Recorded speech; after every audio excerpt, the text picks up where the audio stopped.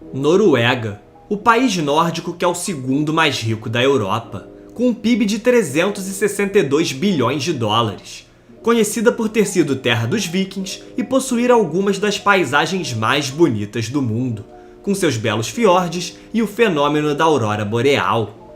Além disso, seus 5,5 milhões de habitantes desfrutam de uma das melhores qualidades de vida do mundo, possuindo um PIB per capita de 99,4 mil dólares, além de um baixíssimo nível de desigualdade social e o maior IDH do planeta desde 2009. No entanto, quando falamos da Noruega atualmente, muitos não imaginavam que até meados da década de 60, o país estava longe de ser tão rico, sendo o mais pobre entre os vizinhos nórdicos e tinha sua economia baseada em uma modesta atividade industrial, agricultura e na pesca.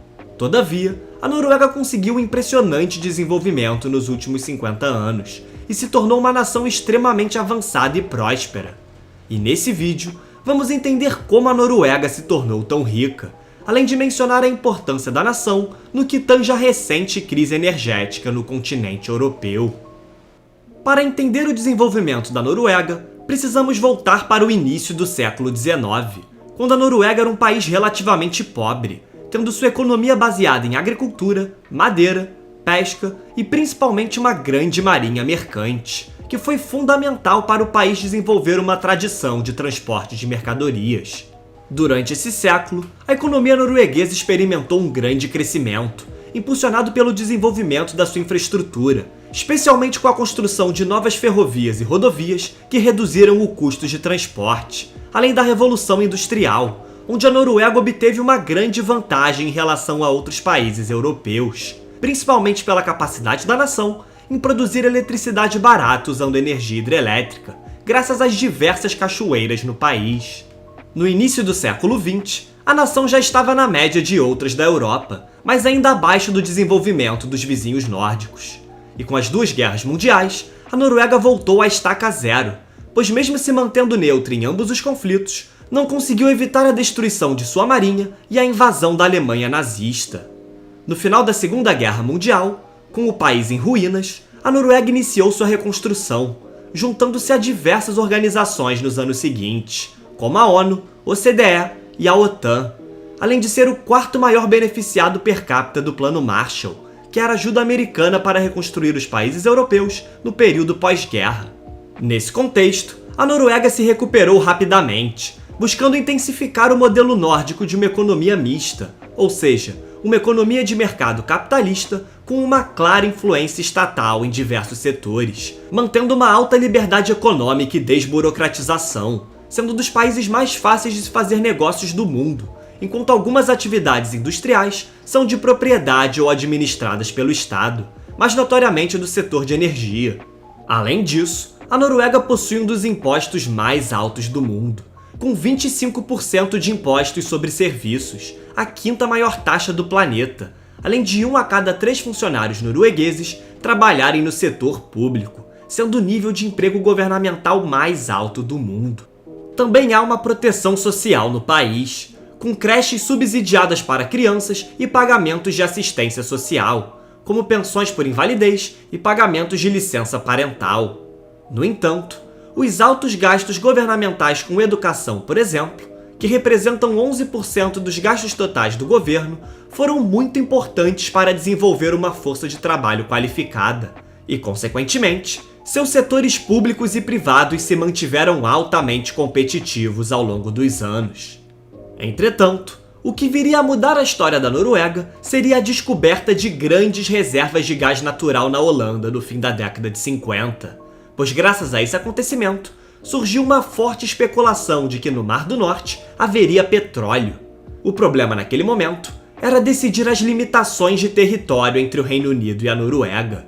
Mas após resolver essa questão com os britânicos e afirmar direitos soberanos sobre os recursos naturais do Mar do Norte, foram iniciadas diversas tentativas frustradas para encontrar petróleo, desde 1966.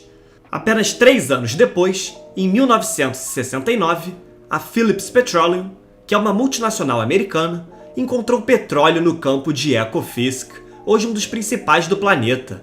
O governo norueguês visando estabelecer uma política nacional de energia, criou a gigante petrolífera Statoil em 1972, hoje conhecida como Equinor, e estipulou o imposto de 78% para todas as empresas que operam no setor de petróleo e gás da Noruega. Nesse contexto, começava a Era Dourada da Noruega, com diversas reservas de petróleo e gás sendo encontradas posteriormente, e o país se solidificando como um dos maiores exportadores de petróleo do mundo, sendo o 7º maior exportador atualmente, e seu PIB saltando de 12,8 bilhões de dólares em 1970 para 78,6 bilhões em 1986, obtendo um crescimento médio anual de 4,3% nesse período. Dito isso, seria impossível a Noruega ser tão rica como é hoje se não fosse a grande disponibilidade de recursos naturais do país. Mas ainda assim, é válido dizer que não foi a renda do petróleo que contribuiu para a riqueza do nórdico, mas sim o que o país escandinavo fez com a renda. Pois se olharmos para os 10 países com as maiores reservas de petróleo do mundo, 8 deles não têm a metade do PIB per capita norueguês. E muitos deles, como a Venezuela, Arábia Saudita e Nigéria, são exemplos frequentes do termo conhecido como a maldição dos recursos naturais. Pois os países se concentram apenas na exploração desses recursos, enquanto outros setores da economia são negligenciados e acabam entrando em declínio. Um exemplo conhecido é a famosa doença holandesa, um termo utilizado para descrever os efeitos na economia de um país após a descoberta de recursos naturais. Inicialmente, com a injeção de dinheiro, há um desenvolvimento econômico no curto prazo, mas ao longo prazo, com o aumento das exportações e o crescente fluxo de investimentos estrangeiros do setor, há uma valorização da moeda local, deixando os produtos internos muito caros frente ao mercado internacional, enquanto os produtos estrangeiros se tornam mais baratos, fazendo a população local consumir mais produtos importados. Tal situação ocasiona o declínio do setor industrial, tornando esses países cada vez mais dependentes dos seus recursos naturais. Contudo, essas situações acabam ignorando um fator importante, que é a ausência de instituições fortes e estáveis, corrupção e políticas equivocadas. Naturalmente, um país sem uma estrutura sólida, que passa a receber grandes quantias de dinheiro, tende a gastar de forma errada. No caso da Noruega, o país soube usar com sabedoria, pois é importante ressaltar que, ao contrário de outros países ricos em petróleo, a Noruega já tinha o exemplo do que deu errado com essas nações, além do fato de que só descobriu petróleo após construir uma economia estável, com instituições fortes e um relativo alto padrão de vida em relação à maioria dos países. A Noruega sempre soube moderar os gastos de bem-estar social com a necessidade de responsabilidade fiscal, além de ter suas instituições públicas descentralizadas, altamente especializadas e incorruptas. O governo norueguês, sabendo que recursos naturais são finitos, e para reduzir as oscilações de sua economia com as variações no preço do petróleo, criou o maior fundo soberano do mundo em 1996, ou seja, um fundo criado para investir as receitas do setor de petróleo e gás da Noruega, sendo controlado pelo Banco Central norueguês e detendo investimentos em mais de 9.300 empresas de todo o globo, dentre elas gigantes como Apple, Nestlé, Microsoft e Samsung. E como sócia dessas empresas, a Noruega é capaz de influenciar essas companhias.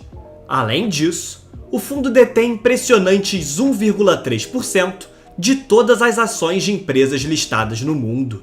Para se ter uma ideia, em 1998, o valor de mercado total do fundo era de 23 bilhões de dólares, e atualmente ele vale cerca de 1,3 trilhão de dólares, quase 4 vezes o PIB do país, onde cada norueguês detém o equivalente a 236 mil dólares.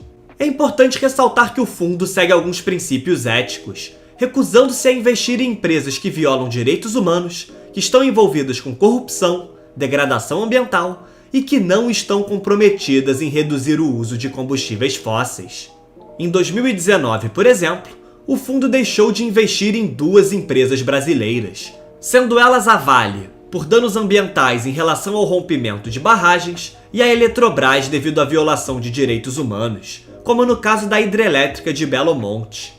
Em 2021, o fundo atingiu o segundo maior rendimento de sua história, sendo ele de 177 bilhões de dólares, o que garante um futuro próspero para a riqueza social da Noruega, com parte do dinheiro do fundo sendo investido em saúde, educação e bem-estar. Com isso, não surpreendentemente, de acordo com o Relatório Mundial da Felicidade da ONU, a Noruega atualmente é o 8º país mais feliz do planeta. Além disso, é importante citar que com a crise atual energética na Europa, a Noruega se torna ainda mais essencial para o continente, pois além do petróleo e o gás representarem mais de 50% das exportações, o país é, depois da Rússia, o maior exportador de petróleo e gás natural para a União Europeia, sendo responsável por 25% das importações de gás natural e 9,4% das importações de petróleo do bloco. E mesmo não sendo membro da Comunidade Europeia, com a população norueguesa rejeitando por 2 vezes a adesão em 1972 e 1994, a Noruega sempre esteve alinhada com seus vizinhos e é membro do Espaço Econômico Europeu. Com isso, essa relação e o protagonismo norueguês no setor de energia faz com que a nação seja fundamental para o abastecimento energético europeu. No momento, existem 10 gasodutos noruegueses ligados à Europa, além de um oleoduto conectado ao Reino Unido. A Noruega também é o único país do continente, além da Rússia, a ter um terminal de exportação de gás natural liquefeito e pretende continuar expandindo as exportações desse tipo de gás. E por saber que a exploração desses recursos naturais não será eterna, a Noruega já está solidificando seu futuro, sendo um dos países mais entusiastas na transição para energias renováveis. Ao longo prazo, o país pode intensificar a sua diplomacia através do seu sucesso na adoção de carros elétricos, impulsionado pelos incentivos fiscais do seu fundo soberano. Atualmente, a nação possui 81 veículos elétricos a cada 1.000 residentes, sendo disparada a maior taxa per capita do mundo. Para efeitos de comparação, o segundo país é a Islândia, com apenas 37 veículos a cada 1.000 residentes. Além disso, há diversos projetos para exportar energia limpa para os vizinhos europeus. Em março de 2022, a Noruega e a Alemanha inauguraram o NordLink, um cabo de energia, também conhecido como Cabo Verde, responsável por trocar a energia eólica alemã com a energia hidrelétrica norueguesa.